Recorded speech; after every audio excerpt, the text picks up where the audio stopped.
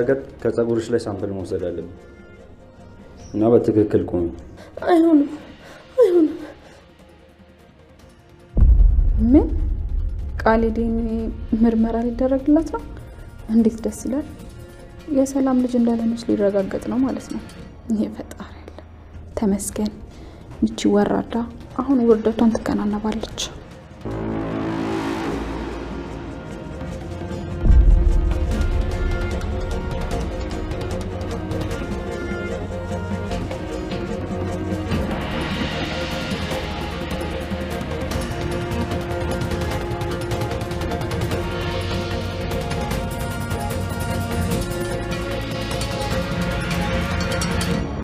አረ ችግር የለውም። ውጤቱ አንተ እንደምትፈልግ ይሆናል። ግን ያው ስራ ማስኬጃ ችግር የለውም ዶክተር፣ ስለሱ አታስብ። የሚያስፈልግን ገንዘብ ስጣለሁ እኔ። በጣም አሪፍ። በቃ ይዛቸውና እኔ እዚህ ማስተካከል ያለብኝን ነገር በሙሉ አስተካክዬ እጠብቅሃለሁ። እሺ ዶክተር፣ እሺ። ቃል ይኸውልሽ ስራው ተሰራው። የምር በኃይሉ ጀግና ነህ። ያቺ አሮጊት አወቀችብን ብዬ ነፍሴ ባፌል ትወጣ ነበረ። ይኸውልሽ እኔ እኮ ነኝ በኃይሉ። በመርፌ ቀዳዳም ቢሆን ሾልካለሁ። እናያለሁ። አሁን ሄደሽ ምርመራ እንደምታደርግ ትነግራታለሽ። እኔ የምታስረዳኝ ነገር የለም። ነገ በጠዋት ዶክተሩ መጥቶ ምርመራውን እናደርጋለን። አልሄድም። ምንም ምርመራ የሚባል ነገር አላደርግም። ሰሚያለሽ? እኔ ምንም ያንቺን ንብረት አልፈልግም።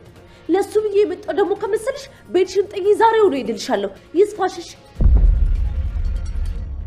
ተመለሽ ብያለሁ። ተመለሽ። ሰላም፣ አንቺ ተረጋጊ። እኔ ገብቻ አስረዳታለሁ። የማየውን ነገር እየተናገረሽ ልቧን አትውጃት እባክሽ። ቆይ እንደው መጣ። ሰላም ውድ ቻናሌ ቤተሰብ እንኳን ደህና ወደ ርብቃ ዩቲዩብ ቻናል በሰላም መጣችሁልኝ። ሰላም እንግዲህ ቃልን ዲኤንኤ ምርመራ ታደርጋለች። መጀመሪያም ወንድሜን አምኜው ነው እንጂ ያለች እንግዲህ እየቀወጠችው ትገኛለች። በሚገርም ሁኔታ ወንድሟ እንደለመደው አሁንም እሷን ማታለልን ፈልጎ ነበረ። አሁንስ ግን ሊሳካለት አልቻለም። ሰላምን ለማታለል አሁን ላይ እንደ በፊቱ አይደለችም። ሰላም ብዙ ነገሮችን እንግዲህ እያሰበች ነው። በጣም ያስደሰተኝ ነገር ግን እንግዲህ ሰላም ምርመራ ታደርጊያለሽ ካለቻት በኋላ ቃል ግን ይህን ማድረግ አልችልም ብላ እምቢ ስትል እያየን ነበረ እና በኃይሉ እኔ ያሳምናታለሁ ብሎ ቃልን እኔ ዶክተር ስለማመጣ ዶክተሩ ዲኤንኤ ምርመራውን እንዲቀይረው አደርጋለሁ ብሏት ነበረ። እናም በዚህ የተነሳ እንግዲህ ቃል ምርመራውን እሺ ብላ ተስማምታ ነበረ። እዚህ ጋር ነው እንግዲህ ቃል የተሳሳተችው። በኃይሉን አምና ምርመራውን እሺ ብላ ተቀብላለች። ሰላም ይህን ምርመራ ታደርጊያለሽ፣ ልጄ ሁነሽ ካልተገኘሽ ደግሞ የልጅን ሕይወት በመቀማትና ቤት የገብተሽ ንብረት በመስረቅ በመዝረፍ ወንጀል አንቺንም በኃይሉንም እከሳችኋለሁ ብላ እንግዲህ ፎክራባቸው ነበረ። በዚህ ሰዓት እንግዲህ ቃል በድንጋጤ እስር ቤት መግባት አልፈልግም በማለት እንግዲህ በውስጧ ምርመራውን ማድረግ እንደማትፈልግና እንደውም ሌላ ትወና ድራማዋን ቀጥላ ነበረ። ማልታመንበት ቤት ከዚህ በላይ መቆየት አልፈልግም። በጣም ነው ልቤን የሰበርሽው እናቴ፣ አንቺን ብዬ እኔ ነበርኩኝ ይህን ነገር ማለት የነበረብኝ ብላ እንግዲህ ሰላምን አንጀቷን ለመብላት ስትሞክር ነበረ። እኔ ነበርኩኝ እናቴ ለመሆንሽ ማረጋገጫ የምፈልገው እንጂ አንቺ አልነበርሽም። አንቺ ግን ልቤን ሰበርሽው። በስንት ዓመት አገኘሁሽ ብዬ የእናትነት ፍቅርሽን። አሁን ግን ከማልፈለግበት ቤት መኖር አልፈልግም። እናም ይህን ምርመራ አድርገሽ እንግዲህ ልጅሽ እንደሆንኩ ስታውቂ ግን መቼም ቢሆን ለደቂቃ እዚህ ቤት አልቀመጥም፣ ትችሽ ነው የሚሄደው በማለት እንግዲህ ሰላም እንድትራራላትና ይቅርታ እንድትጠይቃት ቃል በጣም ብዙ ነገሮች ስታደርግ ነበር። በሚገርም ሁኔታ ግን ሰላም ተቀይራለች። እንግዲህ ሰላምን እንደ የዋህ እንደ ጅል ነበር የሚያዩት ቃልም ሆነች አቶ በኃይሉ ስለምትወደውና ስለምታምነው ሁሉን ነገር እኔ ያደርግልሻለሁ ይሄ መልካም ነው ሲላት እሺ ነበር የምትለው ሰላም ከውዴታ የተነሳ ወይም ደግሞ ወንድሟን በጣም ስለምትወደው ነው እንጂ ሰላም ሞኝ ስለሆነች አይደለም። ነገር ግን ሳሚ የነገራት ነገር በተለይ ደግሞ ስለ አባታቸው ሳሚ እንዴት ሊያውቅ ቻለ? ግራ ገባት። ነገሩ ውሸት ነው ብላ እንዳትተወው ሳሚ ይህን ነገር እንዴት ሊያውቅ ቻለ? ስለ እነሱ አባት፣ ስለ ንብረታቸው፣ ስለ ብዙ ነገር ሳሚ እንዴት አወቀ? እንግዲህ የሰላም አባት ምክንያት ይኖረው ይሆናል። ሙሉ ንብረቱን ለሰላም ነው ያወረሳትና በዚህ የተነሳ እንግዲህ ወንድሟ በኃይሉ ይቀናባት ነበረ። እሷ ግን ንብረቱን አብረን እኩል እንካፈላለን ስትለው ያንቺ ማለት የኔ ነው እህቴ አያስፈልግም ብሎ ራሱ ነው እንግዲህ ተይው ያላት ማለት ነው። እና ምክንያቱም እሱ መካፈል ሳይሆን ሙሉ ለሙሉ ነው የሚፈልገው እና አባቱንም የገደለ ወንጀለኛ በጣም ከባድ ነው። እኔ ስለ በኃይሉ ሰላም ላይ ያደረገው እንደውም ቀላል ነው። አባቱን የገደለ ሰው እንግዲህ አስቡ፣ የብዙ ሰዎችን ህይወት ያመሰቃቀለ ሰው ነው። ሰላም ግን ወንድሟን እንደ ጥሩ ሰውና እንደ መልካም ሰው አድርጋ ነው የምታየው። ለዛም እንግዲህ ያላትን ሁሉ እሺ እያለች የምትፈልገውን ነገር ሁን ነበር የምትለው። አሁን ግን መጠራጠር እንጀምራለች። እድሜ ለሳሚ። እንግዲህ ሳሚ ስለ አባታቸው በተለይ ማወቁ፣ ስለ ንብረታቸው ለእሷ ብቻ በማውረሱ በኃይሉ ምን እንደተሰማው ብዙ ነገሮችን እንግዲህ ሳሚ ሲነግራት አሁን ላይ ወደ መጠራጠር፣ ወደ መንቃቱ፣ በኃይሉን ደግሞ ወደ አለማመን እየመጣች ትገኛለች። ይሄ በጣም ትልቅ ለውጥ ነው። ሰላም የዚህን ያክል ከነቃች ከዚህ በኋላ እነሱ ደግሞ እሷን ለመጉዳት መሄዳቸው የማይቀር ነው። ምክንያቱም ይሄን ነገር አሜን ብለው መቀበል አይችሉም። በኃይልና ቃል፣ በተለይ ቃል እዚህ ቤት ይህን ሁሉ ዋጋ የከፈልኩት በስቀቀን ስሳቀቅና ስፈራ የኖርኩት ምንም ይዤ ላልወጣ ነው ወይ በማለት እንግዲህ እየተቆጨች ትገኛለች። እውነቷን ነው።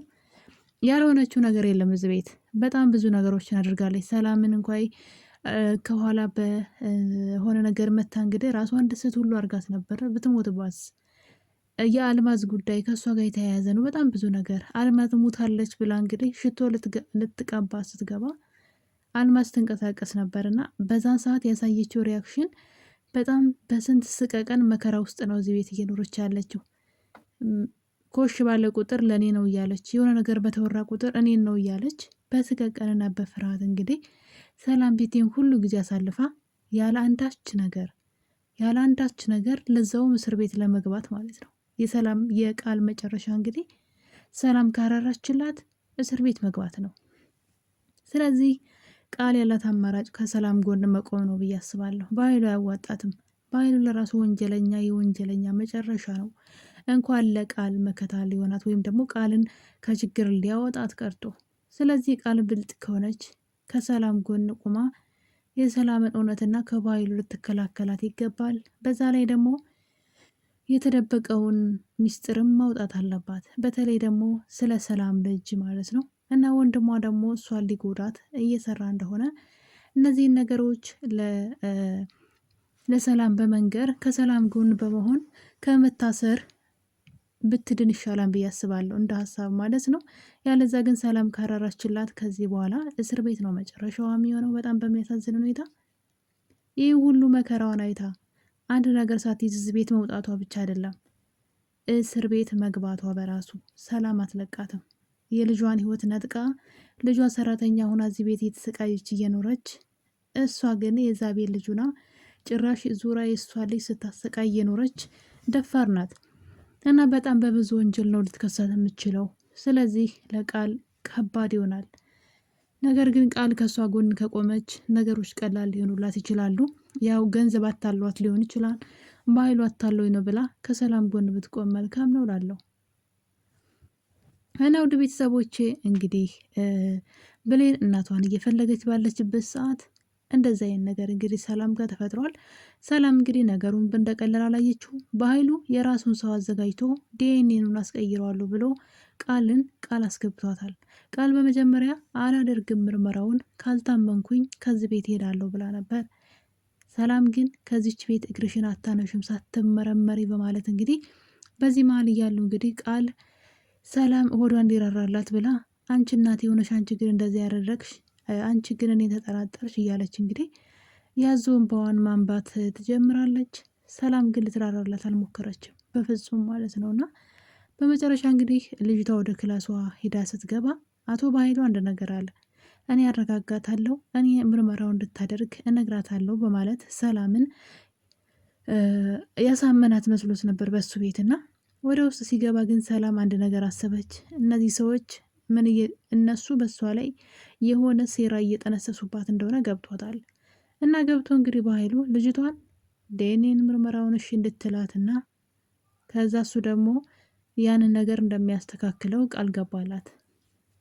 ዶክተሩን በገንዘብ እንገዛዋለን። ሰው ክፋት የሚሰራው ለገንዘብ ነው። ገንዘብ የማያደርገው የማይገዛው የማያስደርገው ነገር የለም። እኛም እንደዚህ እየሆን ያለነው እኔና አንቺ ለገንዘብ ነው።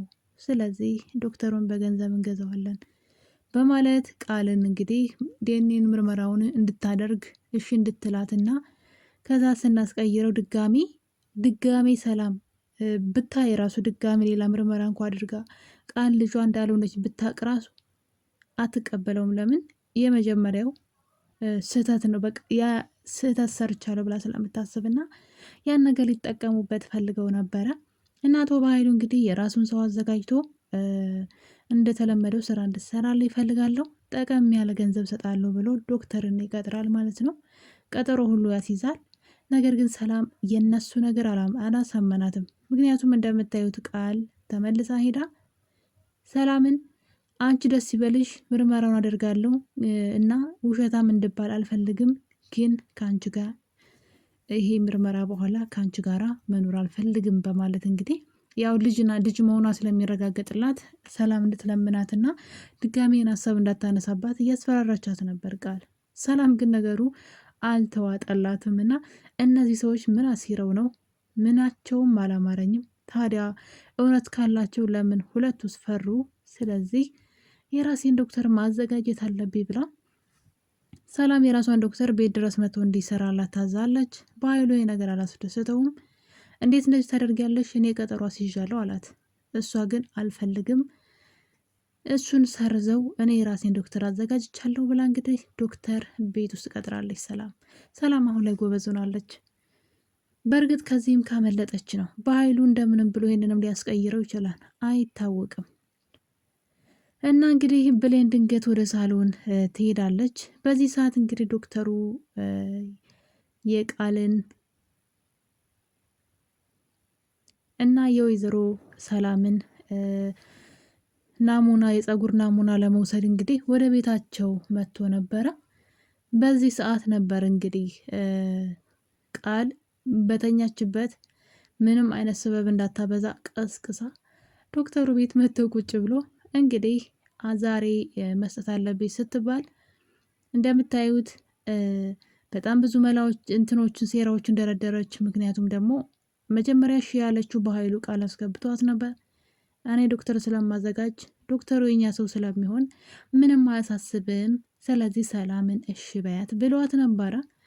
እሺ ካለች በኋላ ሰላም የራሷን ዶክተር አዘጋጀች። በዚህ የተነሳ አሁን ላይ የሚያደርጉት ነገር ጠፍቶባቸዋል። እሺ ብላ እምቢ ማለት አችልም። እሺ ብላለች መጀመሪያውኑና በዛ የተነሳ እንግዲህ ሰላም ሀሳቧን አልቀይርም ብላለች ማለት ነው። እኔ በጣም ያስደሰተችኝ ሰላም አሁን እየነቃች ነው ማለት ነው። ኃይለኛ መሆን አለባት ማለት በቃ እነሱን ከዚህ በላይ መለማመጥ የለባትም ምንም ነገር ቢሆን ማለት ነው። እና እዚህ ጋር ደግሞ እንግዲህ ሰላምና ብሌን እያወሩ ነበረ። ሁለቱም ይፈላለጋሉ። በነገራችን ላይ ለምን እንደማያወሩ አላውቅም። ብሌንም ብትሆን እናቷ የጠፋችባት እናቷን እየፈለገች ያለች ልጅ እንደሆነች ሰላም ታውቃለች።